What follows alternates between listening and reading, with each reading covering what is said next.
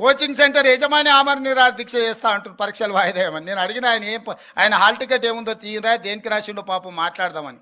లేదు సార్, ఆయన coaching centre ఉంది, ఆయనకు 2 నెలలు పోస్ట్ పోన్ చేస్తే డిఎస్సి 100 కోట్లు లాభం వస్తుందంట, 2 నెలలు ఆయనకు 100 కోట్ల ఆదాయాన్ని మీరు దెబ్బతీసారట అని ఒక్క ఆయన గురించే చెప్పారు.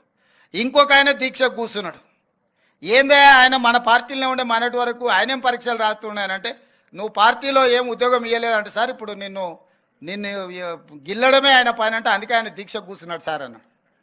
ఇంకో పిల్లగాడు కూర్చున్నాడు, గాంధీ హాస్పిటల్లో చేరాడు. అరే పాపం, నాకు తెలిసినోడు ఆ పిల్లగానికి ఏమన్నా కానీ ఏం పరీక్ష రాస్తుండే, అవసరం అయితే స్పెషల్ కోచింగ్ అని ఇప్పిద్దామంటే ఆయన ఏం పరీక్ష రాస్తున్నాడు సార్, ఆయనకు లీడర్ చెప్పినట్టు నువ్వు చేస్తే బాగా పేరు వస్తుంది, నీకు నేను చూసుకుంటా పో అని. నిన్న మన 3 దీక్ష చేస్తే 3 గురించి వివరాలు తెప్పించినాను. ఆ 3లో ఏ ఒక్కడు కూడా ఏ పరీక్ష రాస్తలేడు. కోచింగ్ సెంటర్ యజమాని ఆమరణ నిరాహార దీక్ష చేస్తా అంటారు పరీక్ష